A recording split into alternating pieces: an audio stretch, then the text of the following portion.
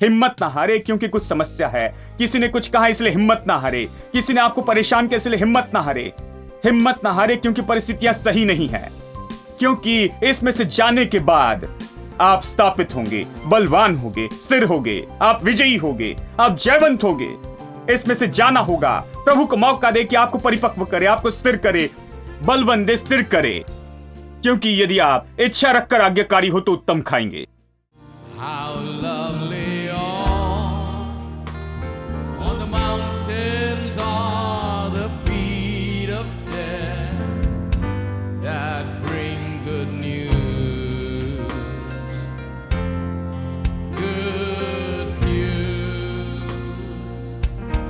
announcing peace, proclaiming news of happiness, that our God reigns.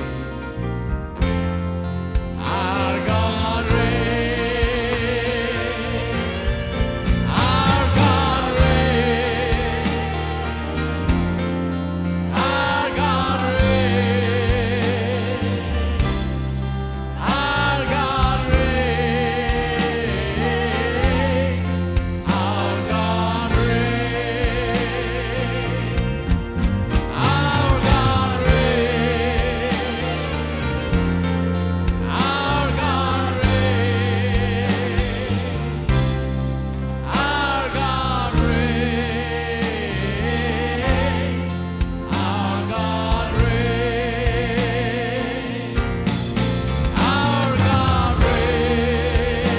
Our God reigns.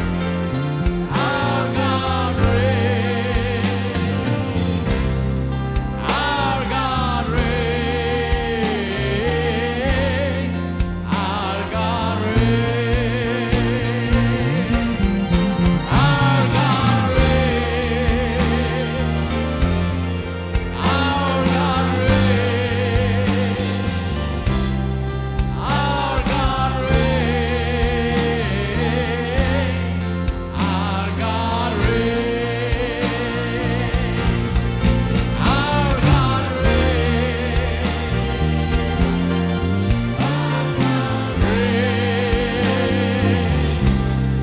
Our God reigns. Our God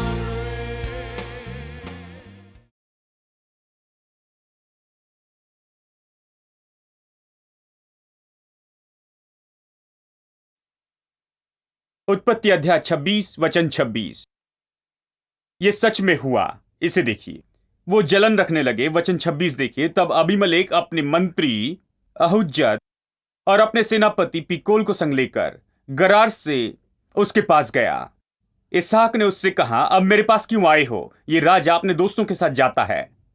इसहाक ने उससे कहा, तुम मुझसे बैर करके अपने बीच से निकाल दिया, अब मेरे पास क्यों आए हो? उन्होंने कहा, हमने देखा है कि यहोवा तेरे साथ रहता है, इसलिए हमने सोचा कि तू तो यहोवा की ओर से धन्य है, अतः हमारे बीच में शपथ खाई जाए और हम तुझसे इस विषय में वाचा बांधे कि जैसे हमने तुझे नहीं छुआ वरन तेरे साथ केवल भलाई की है और तुझको कुशल क्षेम से विदा किया, उसके अनुसार तू भी हमसे कोई बुराई न करेगा।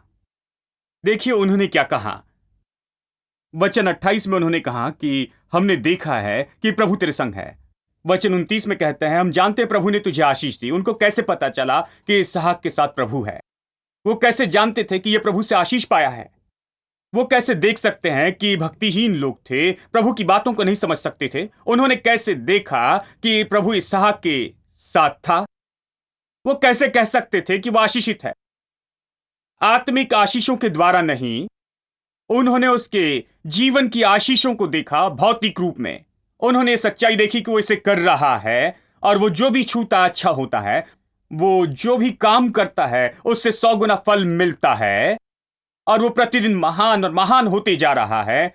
सबके लिए अकाल से पीड़ित देश में रहना असंभव था, लेकिन यह आदमी अकाल के बीच में भी था और वो संपन्न होता है जहां भी वो कुआं खोदता। यह अध्याय 26 की कहानी है। किसी कुएं में पानी नहीं था, लेकिन इसहाक जहां भी कुआं खोदता पानी मिलता। वो जलन रख के उसे निकाल देते।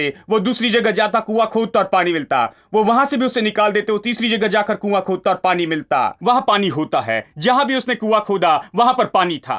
फिर उन्होंने जाना कि प्रभु इसके साथ है। हेलो। दूसरे शब्दों में उसने जो भी काम किया वो संपन्न हुआ। भजनिक कहता है, धन्य वो पुरुष जो उसकी व्यवस्था पर दिन रात ध्यान करता है। वो वृक्ष के समान होगा जो नालियों के किनारे लगाया गया है, जो ऋतु में फलता है, पत्ते नहीं मुरझाते। और फिर वो कहता है, वो पुरुष जो भी करेगा वो सफल होता है। जब आप कुछ करते हैं और आप जो भी करते हैं सफल होता है, तो ये दिखाई देने वाला है हर जगह। जब लोग देखते हैं तो इसे बड़ी आसानी से समझ सकती हैं कि आप जो भी करने में हाथ लगाते हैं सफल होता है। हर काम, हर व्यापार, हर चीज जिसमें आप हाथ लगाते हैं सफल होता है। आप हाथ लगाते हैं और सफल होता है। और लोग जल्दी समझ लेते हैं, मेरे प्रभु ये आदमी आशीषित है, प्रभु इसके साथ है, और ये प्रभु से आशीष पाया है। यह आत्मिक आशीषों से ज्यादा तेज काम करता है। लोग समझते हैं कि प्रभु इसके साथ है। अब वो उससे डरते हैं। इसलिए मैंने ये वचन पढ़ा। वो उसके पास क्यों आए? क्योंकि उन्होंने देखा और समझ गए कि वो उनसे महान हो गया है। वो परदेसी था, उनमें आकर रहने लगा, और वो प्रतिदिन बढ़ रहा था आर्थिक रूप में, महान और महान हो रहा था, धन, संपत्ति और चीजों में, और उसने अपना जीवन बनाया। उन्होंने उसे निकालना चाहा, लेकिन नहीं निकाल सके क्योंकि वो बल में बढ़ रहा था। अंत में राजा, उसके दोस्त, सेना के सेनापति सबने आकर कहा, हम वाचा बांधते हैं कि तू हमारा नुकसान न करे, क्योंकि हमने तुम्हारा कुछ बुरा नहीं किया। कहा, उसने कहा, तुमने मुझसे नफरत करके दूर कर दिया। तो कहा, कोई बात नहीं, अब डील करते हैं, क्योंकि हम लड़ना नहीं चाहते। तो हमसे बड़ा है, हम तुझसे डरते हैं, इसीलिए हम डील करना चाहते। देखिए व्यवस्था विवरण 28। हमने वचन 8 पढ़ा था, जहां प्रभु ने कहा, मैं तुम्हारे भंडार और तुम्हारे हाथों के कामों पर आशीष दूंगा। ठीक है, अब चलिए पढ़ते हैं वचन 10। वचन 10, पृथ्वी के देश देश के सब लोग ये देखकर कि तू यहोवा का कहलाता है, तुझसे डर जाएंगे। तुझसे डर जाएंगे। यह प्रभु की इच्छा है। कभी संदेह न करे प्रभु की आशीषों पर। यह प्रभु की इच्छा है कि आपको इस तरह से आशीष दे कि दूसरे जलन रखे, क्योंकि उसके पास प्रोग्राम है। वो चाहता है कि दूसरे आपसे जलन रखे, क्योंकि वो चाहता है कि दूसरे इस बात के बारे में सोचे कि वो कौन है, इसे आशीष देता है। वो चाहता है कि दूसरे आशीष के परमेश्वर के बारे में सोचे। वो चाहता है कि दूसरे मुड़कर जीवित प्रभु के पास आए। वो चाहता है कि यह प्रचार का साधन हो। वो चाहता है कि प्रभु की आशीष आपके जीवन में देखी जाए। वो चाहता है कि आपके हाथ में सब सफल हो। वो आपका आशीष देकर संपन्न करना चाहता है। आप जिसमें भी अपना हाथ रखते हैं, कि दूसरे देख सके कि आप प्रभु से आशीषित हैं, कि प्रभु आपकी ओर से है और आपका प्रभु जीवित प्रभु है। और वो आकर आपसे पूछेंगे कि ये कैसे कर सकते। देखिए, ये लोग यानी राजा आकर पूछते हैं। अब मैं सोचता हूं यही विश्वासियों को ज्यादा पता नहीं है। मैं यही कहूंगा, हम इस तरह से नहीं जीते हैं कि दूसरे हमसे जलन रखे। किसी तरह से हमने बहुत बातों पर विश्वास किया, लेकिन सही बात पर विश्वास नहीं किया। इन बातों में यानी हम कभी इस जगह पर नहीं आते हैं कि दूसरे हमसे जलन रखे। हम हमेशा दूसरों से जलन रखते हैं। यह नहीं कि दूसरे हमसे जलन रखे, यह उल्टा होना चाहिए। प्रभु चाहता है कि दूसरे आपसे जलन रखे, और जब वो जलन रखे तो मत डरिए। कुछ लोग कहते, देखिए भाई, मैं नहीं चाहता कि कोई मुझसे जलन रखे। देखिए, यही बात है, प्रभु चाहता है कि दूसरे जलन रखे, क्योंकि जब आप यीशु के बारे में बताएं तो शायद न सुने, लेकिन वो आपकी सुनेंगे जब वो देखेंगे कि आप जो भी करते हैं वो आशीषित होता है। इस मुश्किल संसार में, मुश्किल परिस्थिति में, जब अर्थव्यवस्था बुरी होती है, जब सब कुछ बुरा हो रहा है, आप आशीष पा रहे हैं। कि जब हर तरफ अकाल पड़ा हुआ है, तो आप जिस काम में हाथ लगाते आशीष पाते। प्रभु दूसरे लोगों पर इसे साबित करना चाहता है। प्रभु चाहता है कि आपके द्वारा इसे दिखाएं। प्रभु चाहता है कि आपको संसार के सामने आकर्षण बनाए, कि वह आकर पूछे, यह कैसे काम करता है।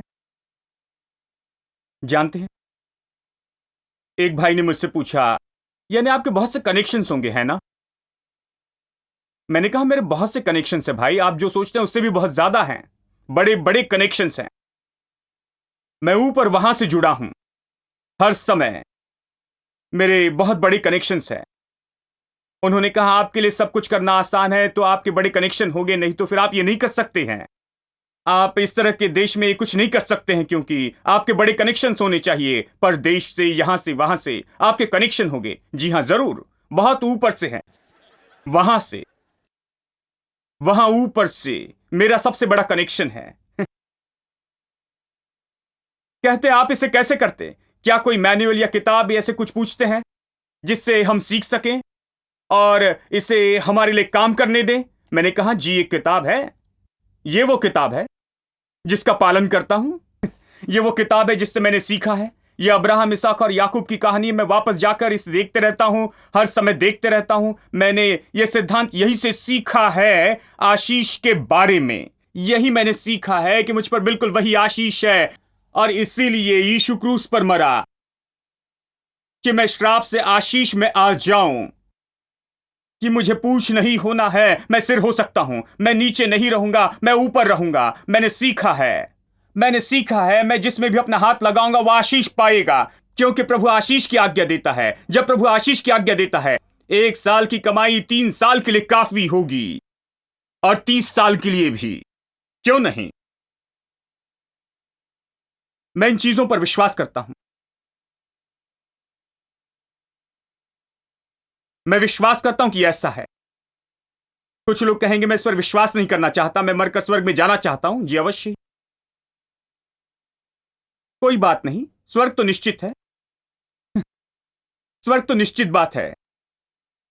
स्वर्ग में जाने के लिए हमें एक और काम नहीं करना है। क्या आप जानते हैं? आपको बस मरना है, क्योंकि आप जो भी करते हैं, आपको स्वर्ग में जाने के लिए जो भी करना है वो बस यीशु ने कर दिया है। लेकिन यहां पर रहने के लिए, सफलता में और प्रभु के लिए गवाह होने के लिए आपको बहुत कुछ करना है। मन नया बनाना है, और बहुत कुछ सीखना है, और बहुत कुछ समझना है, और बहुत कुछ जानना है कि अपने जीवन के क्षेत्र में पूरी विजय में जी सके। प्रभु चाहता है कि संसार के सामने आप गवाह के रूप में चमके। इस संसार में, यानी आशीष आपके पीछे आती है क्योंकि आप प्रभु के पीछे चलते। आशीष आपके पीछे चलती क्योंकि आप प्रभु की वाणी सुनते हैं, आप वही करते जो प्रभु कहता। यानी इसहाक कितना आशीषित था कि दूसरे उससे जलन रखते, यहां तक कि उससे डरते थे। इतना आशीषित क्यों? केवल इसलिए जहां जाने के लिए कहा वहां गया, जो प्रभु ने कहा वही किया, बस यही। क्या यह बहुत मुश्किल है? अर्थव्यवस्था नीचे थी, सब कुछ नीचे था, कुछ काम नहीं कर रहा था, कोई कमा नहीं रहा था, लेकिन वो कमा रहा था। आप लोगों से पूछे तो हमेशा कहते हैं खैर भाई, मैं वहां नहीं जाना चाहता क्योंकि अर्थव्यवस्था बुरी है। तो क्या हुआ? आशीष तो अच्छी है। हेलो। आशीष तो अच्छी है।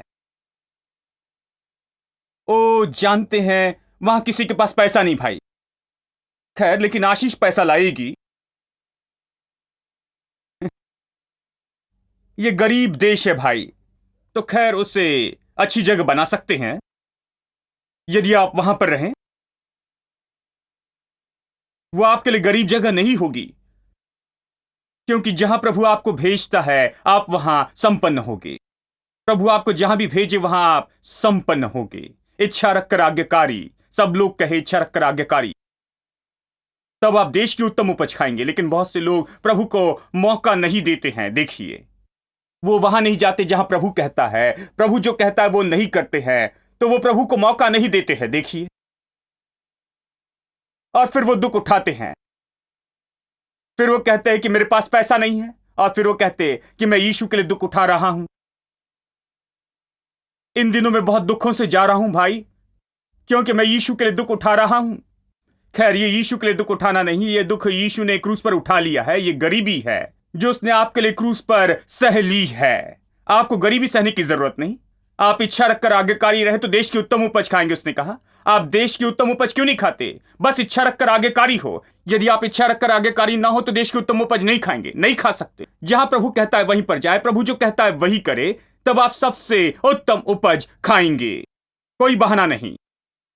यदि आप बीमार हैं तो विश्वास करें कि प्रभु आपको चंगाई दे, क्योंकि यह दुख यीशु ने कलवरी के क्रूस पर सह लिया है। ये न कहे कि यह दुख मैं अभी यीशु के लिए उठा रहा हूं। नहीं नहीं नहीं नहीं, ये दुख उसने उठा लिया है। तो अब आप क्या करते हैं? आप प्रभु पर विश्वास करें, चंगाई के लिए विश्वास करें। यदि आप गरीबी सह रहे हैं तो प्रभु नहीं चाहता कि आप ये दुख उठाएं। ये तो व्यवस्था के श्राप का भाग है, इसे न सहे। यीशु ने सहा और आपको व्यवस्था के श्राप से छुड़ाया है कि अब्राहम की आशीष अन्य जाति पर आ सके। ठीक है, तो वो न सहे, वो नहीं चाहता कि आप इसे सहे। केवल एक ही दुख है और इसलिए दुखों के बारे में इतना ज्यादा मैं प्रचार नहीं करता, क्योंकि केवल एक ही दुख सहना है। और प्रभु के वचन के अनुसार मेरे साथ निकाले पहला पत्रस अध्याय 2। चलिए मैं पढ़ता हूं वचन 18। हे सेवकों, हर प्रकार के भय के साथ अपने स्वामी के अधीन रहो, न केवल उनके जो भले और नम्र हो, पर उनके भी जो कुटिल हो। क्योंकि यदि कोई परमेश्वर के विचार करके अन्याय से दुख उठाता हुआ क्लेश सहता है तो वो सुहावना है। क्योंकि यदि तुमने अपराध करके घूसे खाए और धीरज धरा तो इसमें क्या बढ़ाई की बात है।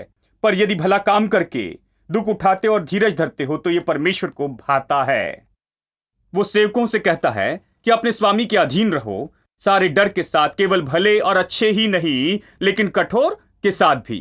कुछ अनुवाद कहता है मुश्किल। मुश्किल यानी जिन्हें सहना कठिन हो, कठोर और धूर्त बॉस को सहो। इस संसार में ऐसे बहुत से हैं, है ना? बहुत ज्यादा सहना धूर्त बॉस को, जो इतने अच्छे नहीं, कई बार बहुत अन्यायी हैं, और आपने कुछ गलत नहीं किया लेकिन फिर भी दुख उठाते हैं। और बाइबल कहती है हर प्रकार के भय के साथ अधीन रहो, न केवल उनके जो भले और नम्र हो, पर उनके भी जो कुटिल हो, क्योंकि ये प्रभु को भाता है। क्योंकि यदि कोई परमेश्वर का विचार करके अन्याय से दुख उठाता हुआ क्लेश सहता है, क्योंकि यदि तुमने अपराध करके घूसे खाए और धीरज धरा तो इसमें क्या बढ़ाई की बात। पर यदि भला काम करके दुख उठाते हो तो धीरज धरते हो तो ये प्रभु को भाता है। गलत करके दुख मत उठाओ, सही करके दुख उठाओ, बाइबल कहती है, क्योंकि ये परमेश्वर को भाता है। जब तक कि आपने कुछ गलत नहीं किया और कोई आपको कोई गलती नहीं करने पर भी बुरा व्यवहार करता है, फिर जो दुख उठाना है वो परमेश्वर को भाता है। यही तो वो कह रहा है। देखिए अध्याय 4, पहला पत्रस अध्याय 4, वो यहां किस बारे में कह रहा है? अध्याय 4 वचन 15। तुम में से कोई व्यक्ति हत्यारा या चोर या कुकर्मी होने या पराये काम में हाथ डालने के कारण दुख न उठाए। यहीं पर तो बहुत सी समस्या होती है।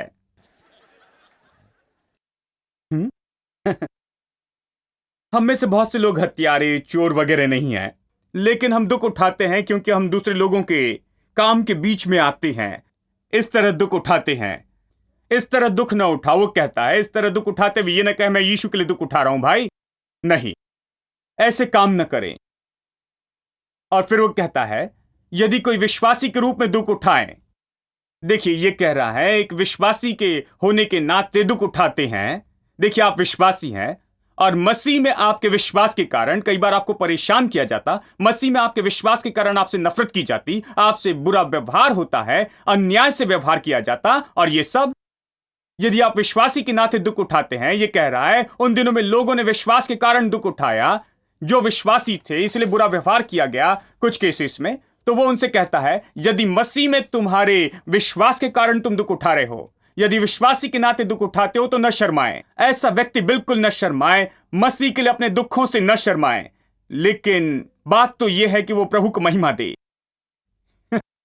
यदि आपके विश्वास के कारण बुरा व्यवहार हो, यदि कोई पसंद नहीं करता, आपको बुरा कहता है, आपको नीचे रखता है, नीचे गिराना चाहता है, आपको उन्नति नहीं देना चाहता है, और चाहते हैं, जानते हैं, यानी आपको सही तनख्वाह नहीं देते या कुछ भी हो, बुरा व्यवहार करते, लाभ उठाना चाहते हैं, वो कहता है इससे न शर्माना, इस बात में प्रभु की महिमा करना। यह मौका है कि प्रभु को महिमा दे। अब आपको मौका मिला है कि प्रभु की महिमा करे, और यह कहता है ठीक है। यहां पर रुककर चलते अध्याय 5 वचन 10। अब परमेश्वर जिसने तुम्हें मसीह में अपनी अनंत महिमा के लिए बुलाया, तुम्हारे थोड़ी देर तक दुख उठाने के बाद, देखिए बहुत से लोग केवल पहला पत्रस 5:10 पढ़ते हैं, ये सब पढ़े बिना ही। यानी यदि आप पढ़ते हैं पहला पत्रस 5:10, मैंने जो पढ़ा उसे पढ़े बिना, तो आप सोचते हैं कि इसमें हर तरह का दुख है, बीमारी को सहे, गरीबी को सहे, और ये सब, क्योंकि ये कहता है कि दुख उठाने के बाद आप ही तुम्हें सिद्ध और स्थिर और बलवान करूंगा। लेकिन ये इस तरह के दुख के बारे में नहीं कहता है। ये इस तरह के दुखों के बारे में कह रहा है जिसके बारे में हमने पढ़ा है। विश्वासी के रूप में दुख उठाना, मसीह में आपके विश्वास के कारण दुख उठाना। क्योंकि इसी किताब में अध्याय 2 वचन 24 में यह कहता है कि कैसे उसके कोड़े खाने से हम चंगे हो गए हैं। यानी हम इस तरह का दुख नहीं उठाते। हमें इस तरह के दुख उठाने हैं जहां आपने कुछ भी गलत नहीं किया है, लेकिन आप विश्वासी इसलिए बुरा व्यवहार होता है, और इस केस में तुम्हारे थोड़ी देर तक दुख उठाने के बाद जानते हैं आप ही तुम्हें सिद्ध और स्थिर और बलवंत करेगा। अब जब आप मसीह के लिए दुख उठाते हैं, मसीह में विश्वास के लिए, आप विश्वासी इसलिए मुश्किलें होती है। जब आप परिस्थिति से जाते हैं, हिम्मत ना हारें, साहस न छोड़ें, इसे सहे, कुछ समय शांत रहे, केवल इससे जाए, क्योंकि यह केवल कुछ समय के लिए है। आप उस पार निकल आएंगे, आप दिन की ज्योति देखेंगे और सब कुछ बेहतर होगा। क्योंकि यह सब का अंत नहीं है, यह सदा के लिए नहीं रहेगा। क्योंकि कुछ समय तक दुख उठाने के बाद वह आपको सिद्ध करेगा, मतलब आपको परिपक्व करेगा, आपको स्थिर करेगा, बल देगा और स्थिर करेगा। कितने लोग जानते हैं कि इस तरह के दुख उठाने से परिपक्व होते हैं? हाँ, कुछ समय के बाद वह आपको स्थापित करेगा, बल देगा, स्थिर करेगा, आशीष देगा, इतना ज्यादा। अब यदि आप पीछे देखें तो महिमा में हैं। आमीन। मैंने जीवन में एक बात सीखी है कि जहां प्रभु जाने के लिए कहे वहां जाए, जहां प्रभु रहने के लिए कहे वहीं पर रहे, और जो प्रभु कहता है वही करे। वही हमारे जीवन में हमें सबसे ज्यादा फलवंत करता है। यह 100 गुना कुछ नहीं है, यह 1000 गुना हो सकता है। यह सच में हुआ है, यह आज हुआ है, आपके लिए होगा। हिम्मत ना हारे, हिम्मत ना हारे, क्योंकि कुछ समस्या है। किसी ने कुछ कहा इसलिए हिम्मत ना हारे, किसी ने आपको परेशान किया इसलिए हिम्मत ना हारे। हिम्मत ना हारे क्योंकि परिस्थितियां सही नहीं है, क्योंकि इसमें से जाने के बाद आप स्थापित होंगे, बलवान होंगे, स्थिर होंगे, आप विजयी होंगे, आप जयवंत होंगे। इसमें से जाना होगा। प्रभु को मौका दे कि आपको परिपक्व करे, आपको स्थिर करे, बलवंत दे, स्थिर करे।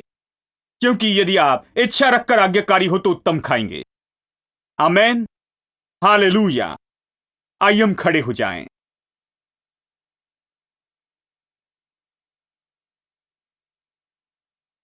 आमेन। प्रभु की स्तुति। आइए प्रार्थना करें। पिता परमेश्वर यीशु के नाम में हम आते हैं, तेरे वचन की अद्भुत सलाह के लिए धन्यवाद देते हैं। धन्यवाद देते हैं क्योंकि तू आशीष का प्रभु है। तूने हमारे लिए केवल आशीष रखी हुई है। मेरी प्रार्थना है कि लोग सीखे कि वही जाए जहां तू चाहता है, वही करे जो तू करने के लिए चाहता है, वही बने जो तू चाहता है, और वो उत्तम खाए जो तूने इनके लिए रखा है। प्रभु, कि ये परिस्थितियों से निराश न हो, दूसरों के द्वारा निराश न हो, ये होने वाली चीजों से निराश न हो। वो जिन अकाल को देखते हैं उससे नहीं चलेंगे, वो उन परिस्थितियों और दूसरी बातों से नहीं हिलेंगे जो इनके पास आती है। प्रभु, ये निश्चित हो जाए कि तू यहां है, कि तू इन्हें देखेगा, तू इन्हें स्थापित करेगा, बल देगा, स्थापित करेगा और असीम रूप में आशीष देगा। हे पिता, प्रार्थना करते हैं कि तू इनके जीवन में ऐसे ही करेगा कि ये उत्तम खाए, सबसे उत्तम से कुछ कम न खाए, बस उत्तम खाए अपने जीवन के हर एक क्षेत्र में। पिता, हम तुझे सारी महिमा, आदर और स्तुति देते हैं। यीशु के नाम में प्रार्थना करते हैं, आमीन। Threatening clouds may hide your vision for a while, and you may wonder if he hears you when you pray. But don't forget that God is love and you're his child. Press on in faith because the answer's on the way. Keep pressing on. Keep pressing on. God's on the other side of faith. And though the clouds may for a moment hide his face, remember God is on the other side of faith. Keep pressing on. Keep pressing on. God's on the other side of faith. for a moment hide his face. Remember, God is on the other side of faith. You must run this race to win the victor's crown. Though Satan try with all his might to cast you down, it will be worth it just to hear God say, well done. Press toward the prize that's on the other side of faith. Now you must run this race to win the victor's crown. Though Satan try with all his might to cast you down, it will be worth it just to hear God say, well done. Press toward the prize that's on the other side of faith. Keep pressing on. Keep pressing on. God's on the other side of faith. And though the clouds may for a moment hide his face, remember God is on the other side of faith. Keep pressing on. Keep pressing on. God's on the other side of faith. And though the clouds may for a moment hide his face, remember God is on the other side of faith. Keep pressing on. Keep pressing on. God's on the other side of faith. And though the clouds may for a moment hide his face, remember God is on the other side of faith. One more time. Keep pressing on. Keep pressing on. God's on the other side of faith. And though the clouds may for a moment hide his face, remember God is on the other side of faith. And though the clouds may for a moment hide his face, remember God is on the other side.